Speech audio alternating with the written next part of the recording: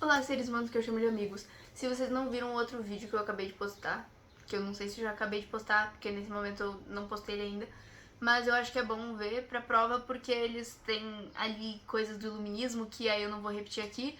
E o que eu esqueci de falar no final eu vou falar aqui, então tá tudo bem, que é o seguinte. Tanto a independência... Tudo bom? Esse vídeo é sobre a Revolução Francesa, esqueci de contextualizar.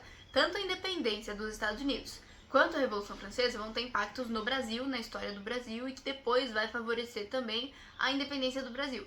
Mas a questão é, a independência dos Estados Unidos acontece em 76, 1776, ao passo que a Revolução Francesa acontece em 1789. Então, a diferença entre esses é: a Inconfidência Mineira acontece em 89 também, só que a Revolução Francesa é tipo lá no outro lado do mundo, tem teses iluministas e são elas que vão inspirar a Inconfidência Mineira junto com a independência das 13 colônias.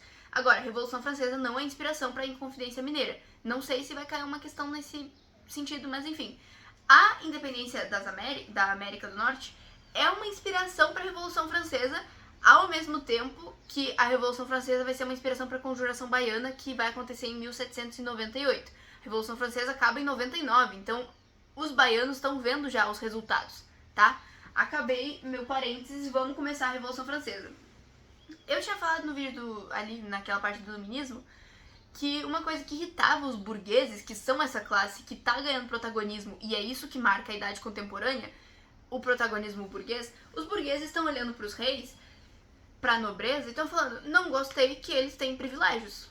Os sans-culottes, a galera ali do terceiro estado, não tem comida. A galera do terceiro estado tá trabalhando igual um condenado pra pagar imposto, que depois vai ser usado pra quê? Pra pagar a construção do Palácio de Versalhes, que endivida bastante a França, e aí os impostos são pagos apenas pelo terceiro estado, segundo e primeiro estado estão um pouco se fudendo pra pagar imposto. Tem festinha lá no Palácio de Versalhes, que a nobreza vai lá, faz os pega deles, não sei o quê. Quem paga são os sans-culottes, né, a galera do terceiro estado. Sans-culottes, eu não sei se eu vou repetir esse termo, porque eu acho que as pessoas já sabem, mas é basicamente... A culotte era uma peça de roupa lá, aquelas bombachas à la francesa, e aí é tipo, os sans-culottes não têm os culottes, ou seja, eles são pobres. É isso que significa. Então, os gastos da corte que estão escancarando os privilégios da corte, porque eles gastam, mas quem paga o gasto é o terceiro estado aqui. Isso está escancarando o privilégio. A crise de fome, eu tinha falado lá, vai ter um inverno, vai ter uma crise climática que vai acabar assolando as plantações, assolando a agricultura, que era a base da economia e da sustentação francesa, querendo ou não. Isso vai fazer com que o emprego se torne meio fodido ali naquela época, a galera vai sofrer as consequências, eles vão estar passando fome, e enfim. As finanças nacionais agravadas pelas guerras. Aquelas duas guerras que a gente falou no outro vídeo, a Guerra dos 7 Anos, em que a França perde, tem que pagar pra Inglaterra e tem que pagar os custos da própria guerra, o exército e tal. E a independência dos Estados Unidos estão fazendo o Velozes e Furiosos, sei lá que número, aqui na rua de casa. Onde é que eu tava? Independência dos Estados Unidos, que a França foi de intrusa lá e falou, vou meter dinheiro e soldado aqui nesse país. Foda-se, meu povo que pague o prejuízo. Quem pagou foi a cabeça do rei que caiu, mas a gente já vai chegar lá. Outro importantíssimo fator que inspira a Revolução Francesa, não sei se eu preciso repetir, eu já falei nisso no vídeo, é o iluminismo. A gente falou das teses deles lá no outro vídeo e elas continuam sendo importantes e vão se mostrar muito práticas nesse momento histórico aqui. O que acontece? O povo tá puto. Ministro das Finanças vai olhar e falar assim, putz, o rei não tá fazendo porra nenhuma, então eu vou dar uma sugestão. Chamou a Assembleia dos Notáveis e falou assim, galerinha, que tal a gente começar a pagar imposto também? Não queremos, eu sei, mas a gente precisa, porque senão o povo vai se revoltar. Aí o primeiro e o segundo estado olha, dá risada, vê que o cara não tá rindo e fala assim, putz, tchau, vai embora, não gostamos mais de ti, você está com esses ideais de igualdade pra cima da gente, nós temos privilégios, a gente não liga pra igualdade. vai entrar um novo ministro no lugar dele, porque aquele lá foi deposto, enfim. E aí vai falar assim, galera, o povo tá puto real. Vamos chamar a Assembleia Geral pra fazer essa votação aí, pra ver o que a gente pode fazer. Assembleia dos Estados Gerais. Isso em 89, tá? No ano que a Bastilha vai cair. A gente já vai chegar na queda da Bastilha. Trabalhadores estão sendo explorados, estão se sentindo desrespeitados e vão falar assim, cara, vamos, né? Vamos nessa Assembleia dos Estados Gerais. Só que a questão é, essa Assembleia, ela se constituía literalmente pela representação dos estados. Eles tinham o maior número, eles são 97% da sociedade francesa da época. Só que a votação se dava por estado. São 3 votos no final. E sempre dava 2-1 a proporção da votação. Ou seja, somos a favor de pagar impostos o primeiro e o segundo estado? Adivinha, 1 voto a favor do terceiro estado, 2 votos contra o primeiro e segundo estado. É óbvio que não passava. No que não passa, o povo fala assim, a gente não quer voto por estado, a gente quer voto individual, porque isso é injusto, né? O terceiro estado vai começar a bater nessa tecla e vai falar assim, a gente quer uma constituição justa, a gente quer um bagulho mais normal na nossa França, a gente não tá mais curtindo essa vibe. Nobreza começa a ficar com medo. E aí o evento do grande medo é chamado quando aquela coisa bem que tem a pintura, né? Aquela coisa bem que fica marcada na imagem do terceiro estado na sala de jogos, conspirando ali, vamos tomar as ruas, não sei o que. Esse é o período do grande medo, em que a nobreza fala e pensa assim, caralho, acho que perdemos a bunda dessa vez, vamos ser comidos. E realmente... Ai, eu tô muito vulgar hoje, né? Desculpa. E o que vai acontecer? 14 de julho, os sans-culottes, os burgueses da média e baixa burguesia vão sair pras ruas, alguns camponeses, lembrando que a gente não tem um mundo global, viagens demoravam pra cacete, o mundo era menor em questão de conhecimento, mas maior em questão de distância, então tudo era meio dividido. As cidades do campo, da França e tal, demoram muito pra saber da Revolução. É mais fácil que Londres saiba da Revolução Francesa do que uma cidade a 300 metros de Paris, mas que fica no campo. Tá, eu exagerei com os 300 metros, mas vocês entenderam minha comparação. Tá, as classes mais baixas vão sair na rua. 14 de julho, pá, queda da Bastilha. A queda da Bastilha não é pra... tipo, eles não fizeram isso, tipo assim, nossa, vamos fazer um movimento revolucionário, porque a Bastilha é esse local, a prisão, né, dos que foram contra o regime, então nós vamos libertá-los pra mostrar a nossa garra, a gente é contra o regime. Não. Eles queriam as armas e as munições dentro da Bastilha, mas ficou bonito, ficou simbólico, tem pintura e pá e tal. 14 de julho de 1789, Bastilha cai. E aí o rei vai olhar e falar assim, gente, vou perder o poder se eu não fizer algo. Então, vai ser declarada a Declaração Universal dos Direitos Humanos, dos Direitos do Homem e do Cidadão, que é o embriãozinho da ONU, sei lá, do DH, da ONU depois. E, enfim, o que eles estão propondo com essa declaração aqui? Agora, a gente quer ter uma monarquia constitucional.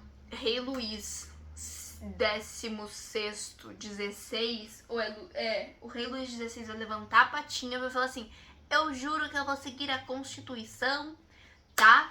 E aí a gente vai diminuir os privilégios do clero, da nobreza, eles vão virar civis, então eles vão ter que pagar imposto. Eu acho que eles não vão pagar imposto ainda, mas a ideia é que se tenha, então, uma isonomia política também. E aí eles vão chamar essa Assembleia Nacional Constituinte. Isso aqui, no caso, isso estava na Declaração Universal dos Direitos do Homem e do Cidadão. Mas a Assembleia Nacional Constituinte vai vir, então, em 1791, para fazer essa Constituição que vai tornar o regime da França em um regime de monarquia constitucional. Isso que vai acontecer. Na Constituição vai estar escrito lá que vai ter que ter a divisão dos 3 poderes. Lembra que eu falei do troço do Montesquieu lá, dos 3 poderes, do iluminismo? Tá aqui a prática do iluminismo. Isso é uma coisa que acontece nos Estados Unidos também. Quando eles se tornam uma república federativa, vai ser a divisão dos 3 poderes que vai estar lá também. Então, o iluminismo tá batendo na porta das nações e falando assim, galera, somos nós. E aí, Luís jurou que vai seguir a Constituição ali, essa igualdade, isonomia jurídica, que é muito mais de fachada do que realmente na prática, é uma ideia que está colocando ali na mesa, mas não está sendo tão seguida, porque é difícil de ter igualdade. E vai ter, nesse período da monarquia constitucional, vai começar a surgir gente, porque assim, eles propuseram mudanças. Algumas mudanças começaram a ser feitas. Então, aquele burburinho, assim, aquela camada popular louca, começa a se identificar com certas ideias e se divide em dois. E o nosso valão aqui do centro, que é o centro que ora ia para um lado, ora ia para o outro, mas tinha dois lados. A minha direita, que para vocês deve, sei lá, se está invertido ou não, mas na direita nós temos os girondinos, que eles são uma camada um pouquinho mais alta da burguesia, que vão olhar e falar assim, gente, vamos fazer reformas moderadas, não tem necessidade de sair loucamente aí explodindo e matando, vamos conservar a tradição. Eles até que gostavam de alguns pontos, eles gostavam daquela coisa meio da corte, assim, era uma coisa que, cheiro bonito de França. Agora, os jacobinos são a galera mais louquinha, que é os radicais, também chamados de montanheses, talvez em algumas questões tenham isso. Eles são radicais, eles estão um pouco se fudendo, eles estavam na esquerda, e eles vão falar assim, somos representantes das camadas populares e viemos pra abolir esta bosta, e foda-se, vamos explodir o que for necessário explodir. Aí as nações, além da França, né, porque a França tá vivendo aquilo ali, o rei aqui assim, ó, tremendo, aí tem os girondinos falando, vamos mudar aos poucos, good vibes, os jacobinos falando, passa a coroa, acabou teu reino, e aí tá o pessoal ali olhando do lado, tipo assim, não queremos, tipo, a Áustria olhando assim, não quero que isso aconteça no meu país. Tipo, que ridículo, eu que não vou deixar que o meu povo se rebele contra o meu rei. Então vai se formar a primeira coalizão internacional. Vão ter várias coalizões, que é basicamente essa união de países que vão começar a ameaçar a França no sentido de vamos conter esses revolucionários antes que o nosso povo perceba que eles também podem fazer isso. Porque essa é uma das coisas que o Hobbes e o outro, que eu esqueci o nome, é o Locke, eu acho, é o Locke, vão falar nas suas teorias contratuais, o povo tem direito à revolta. E o povo tá revoltando. Então a gente tem que abafar isso antes que vire tendência. Spoiler, vira tendência. Muitas monarquias vão começar a cair. Enfim. Falei da coalizão. Aí o Luís tá olhando e falando assim, cacete, vai ter gente de fora vindo atacar. Tem gente de dentro vindo me atacar, então vou pra fora. Porque aí eles podem atacar o país e não vou estar aqui.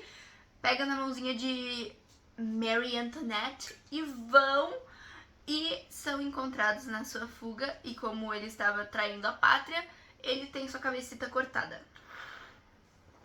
E começa a Convenção Nacional em 1792, mais conhecida como República, período em que a França sai da monarquia e entra numa república, e logo a gente vai ver que essa república é tão frágil e a França tá tão confusa que eles vão voltar para uma monarquia, vão sair da monarquia, não é bem monarquia, mas eles vão voltar para essa coisa de rei e imperador e sei lá, eles têm uma coisa meio síndrome de Estocolmo, né? Mas enfim, essa convenção nacional, que é a República da França, vai ter esse embate dos girondinos e jacobinos expressa claramente. No início, os girondinos estão no poder. Eles vão construir essa constituição.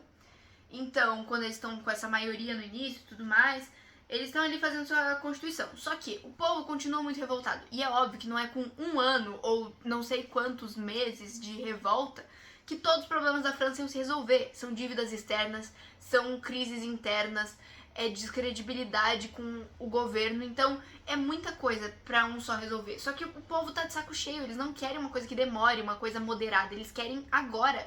Se eles puderem parar de passar fome agora, eles querem isso agora. E é isso que o povo acaba acontecendo. Então, os jacobinos começam a ganhar força e um dos deputados dessa república, enfim, é o tal do Robespierre, que faz ali seus discursos, suas falas, e o povo começa a gostar das ideias mais radicais desse louco e deu palco pro doido e ele pegou o microfone e fez o show dele.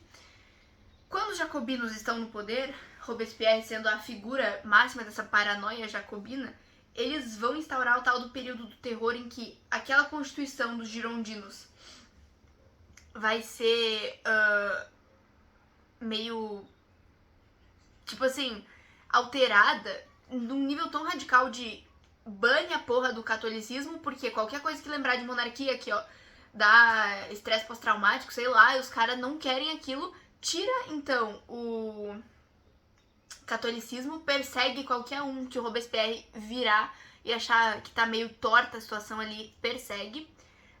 Vai começar a controlar muito, assim, preço, salário, começa a controlar a identidade nacional. E o Robespierre começa a ficar, assim, meio paranoico, assim, né? Ele tem o tal do órgão do Comitê da Salvação Pública, que é esse órgão que vai ir controlando essas coisas, que vai fazer as perseguições necessárias, que vai fazer censuras necessárias, que vai... enfim. E o Robespierre começa a ficar meio paranoico, assim, a população já não tá mais gostando muito dele, tá falando assim, quem que deixou o louco governar? Quem que, né, tá deixando ele, assim, ficar loqueando aí no poder, brincando de ser Deus? Em 1794, o Robespierre, ele é destituído por girondinos, porque a população, de novo, tá naquela coisa de vai pra um lado, não gostou, vai pro outro, não gostou, volta pra aquele mesmo lado. Então, o Robespierre acaba sendo exilado, depois ele morre, se não me engano ele é decapitado também. Ele matou o Danton e o... não sei se ele matou os dois, mas ele tinha aqueles dois bestes dele, que era o Danton e o outro, que eu não lembro o nome, desculpa, moço. Mata por paranoia dele, aquela coisa tipo assim, meu amigo vai querer me dar uma facada nas costas. E em 1795, né, que é quando os girondinos voltam efetivamente pro poder, eles percebem que, porra, a situação ainda não mudou, a população continua puta, a população continua passando fome, continua pagando imposto, continua, tipo assim, revoltadíssima, sem os direitos necessários.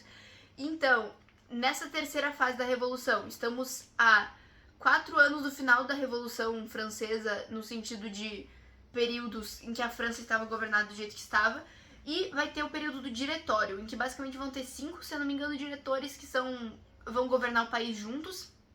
Eles vão primeiramente anular aquela constituição jacobina louca, vão revogar ela, né, vão retornar com aquele catolicismo, vão parar a perseguição, vão blá blá blá blá blá blá blá. E aí, esses 5 diretores, eles vão ter um parlamento agora, então, na França, né? E aí vai acontecer um bagulho que basicamente vai continuar tendo jacobino indo pra cima, os jacobinos bem radicais, inclusive, que parecem socialistas, assim, que vão continuar conspirando ali, vez ou outra vai aparecer, tem a tal da conspiração dos iguais, que o Graco Babef, se eu não me engano o nome dele, lidera ali, que ele vai fazer os paranauê dele. E, meu Deus, não vai nem dar tempo de falar da Era Napoleônica nesse vídeo, eu acho. Enfim, tá ficando escuro no meu quarto, né? Teria que acender a luz. E aí, o que acontece? Já estamos ali no final da Revolução, né? Desse período do diretório, no caso. E a instabilidade continua. Tipo, não adianta trocar a Constituição, não adianta trocar o nome se a galera que sai pra trabalhar não consegue comer. É isso que eles estão se importando, com a comida deles. Não com a porra do nome, se é país, se é república, se é monarquia, enfim. E aí... 18 de Brumário, né? Tinha esquecido de falar isso, mas tem um calendário novo lá que é instaurado, não sei por quem, não lembro quem, acho que são os jacobinos que botam esse calendário, não lembro. Mas em 18 de Brumário, Bruma é primavera, né? Aquela coisa. E então, 18 de algum mês aí que fica na primavera pros franceses, vai acontecer o tal do golpe, que é Napoleão, ele era um cônsul, né, desse consulado que vai entrar com esse golpe, tá? Vamos ir pra Era Napoleônica já, então acabou o diretório, o golpe instaurou o consulado, é isso que eu tava tentando dizer. E o consulado tem 3 cônsules, um deles era Napoleão, e ele vai começar a Era Napoleônica, porque assim, Napoleão, ele tinha um prestígio muito grande nas batalhas que ele participou, e ele era um cônsul que foi nomeado, então tinha toda uma coisa assim, a população achava Napoleão um ícone e tal, então tava todo mundo esperançoso de que Napoleão pudesse ajudar. Nessa fase do consulado, ela vai durar 5 aninhos, talvez até um pouco menos que isso. Mas o Napoleão, nesse primeiro estado, e enfim, ele vê essa França que tá com a coalizão lá, né, os países de fora tentando atacar a França por causa da Revolução, e com a França se atacando por dentro, ele fala assim, vamos tentar reajustar essas forças políticas, nos colocar no eixo de novo, respirar fundo e bora, porque a gente tem uma nação para construir agora, que não vai mais estar com uma coroinha na cabeça de alguém. Vamos combinar que daqui a pouco o Napoleão vai botar uma coroa na cabeça, então isso que eu tô falando aqui é meio... Enfim. Nesse consulado, Napoleão vai tentar conversar com os países que estão ali, aqui ó, na cabeça da França, falando assim, sai, volta ao rei. E aí Napoleão vai falar, gente, vamos respirar, vamos ser amigos, né? Não precisamos fazer assim. E o Napoleão também tá tentando dialogar com a Igreja Católica, porque ele tem que agradar o clero, não sei o quê. Que isso? Ah, tá. A nobreza também vai começar a receber essa anistia, porque muitos nobres tinham fugido, então Napoleão vai falar assim, nobres, voltem, vocês vão receber anistia, só vocês voltarem aqui pra França. Porque basicamente os nobres são uma grande fonte de renda pra França, se eles voltarem eles podem ajudar em investimentos, então é uma estratégia do Napoleão, ele é muito estratégico. Eles estão em uma crise muito grande, o Napoleão tá vendo que é uma tendência da burguesia, de novo, voltando pra burguesia, é uma tendência burguesa, ou enfim, do mundo agora, esse foco na indústria, esse foco nas manufaturas, ou nas manufaturas não, nos produtos industriais, não sei de onde eu tirei manufaturas. Então o Napoleão vai instaurar o Banco da França, vai criar o Banco da França, em que o Estado vai poder agora dar uma ajudadinha ali, mas sem ser o interventor, e sim um incentivador por meio do banco. E o franco era a moeda, então, que o Napoleão vai criar para a França, porque aí tu vai poder usar essa moeda para investir na indústria. Então a indústria vai te gerar moeda e tu pode investir na indústria de volta com a moeda. Eu vou ter que acender uma luz, calma aí. Aí o pessoal tá gostando do que o Napoleão tá fazendo, e o Napoleão olha e fala assim, será que eu poderia ser o cônsul vitalício? Vou centralizar o poder em mim? Ser um cônsul só em vez de 3? Galera fala, beleza. Então ele centraliza a administração da França. E aí uma das primeiras medidas é a criação do Código Civil Napoleônico, que vai ser um outro código meio paralelo assim, à Constituição, que vai ter inspirações na Revolução Francesa, como o direito à propriedade privada e a igualdade jurídica. E aí a proibição de greves e sindicatos, então o Napoleão vai dar uma controlada. E é nesse ponto aqui que a gente vê ainda a elite por cima do terceiro estado, né? Passou a Revolução e a gente ainda tem essa... Eu escrevi a população comum preterida e a nobreza atendida, né? Vai ter o controle do ensino, então é o Napoleão que cria esse ensino médio, né? O liceu, sei lá. E ele vai propor...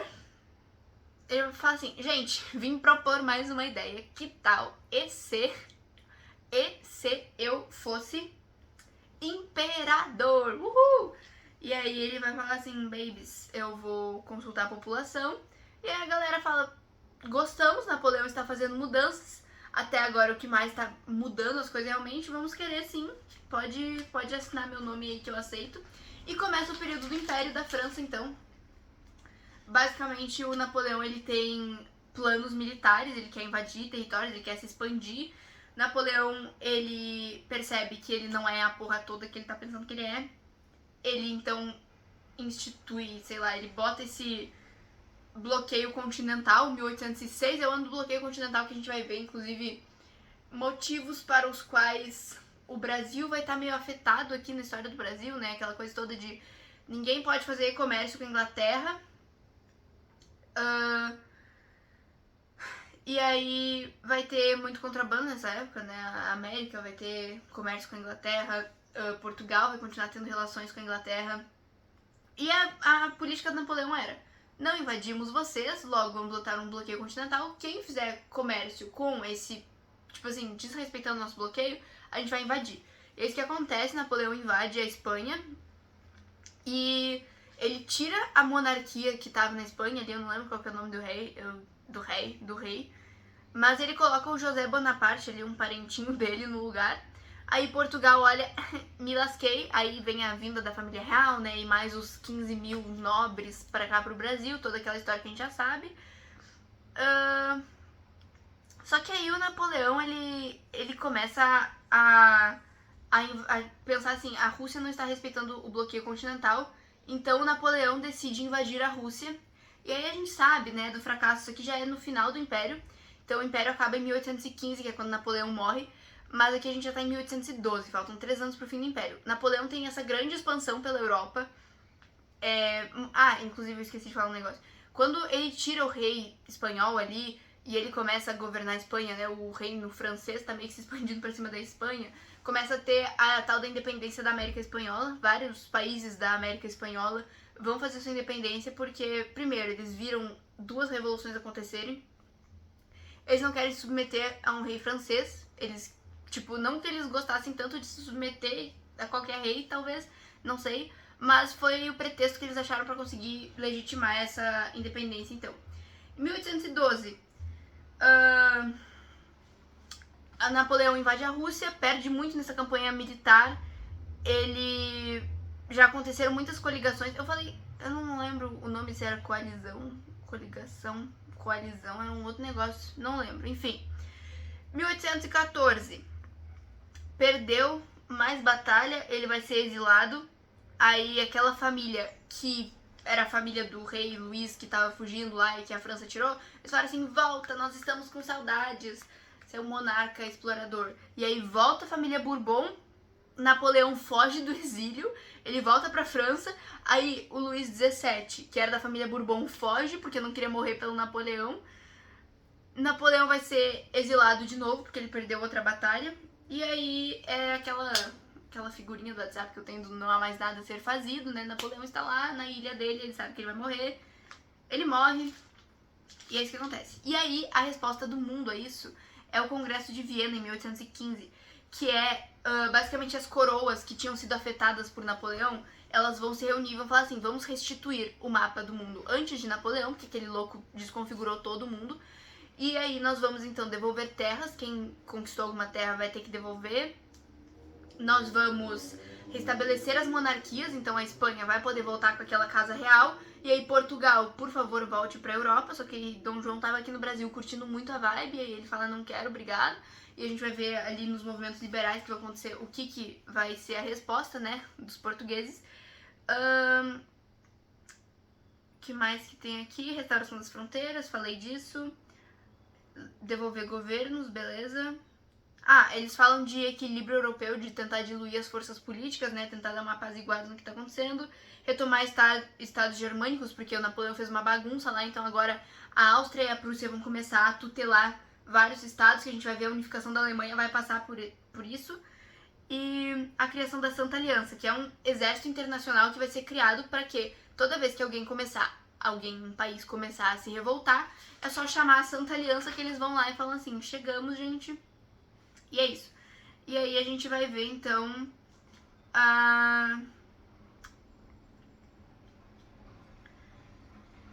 Oi?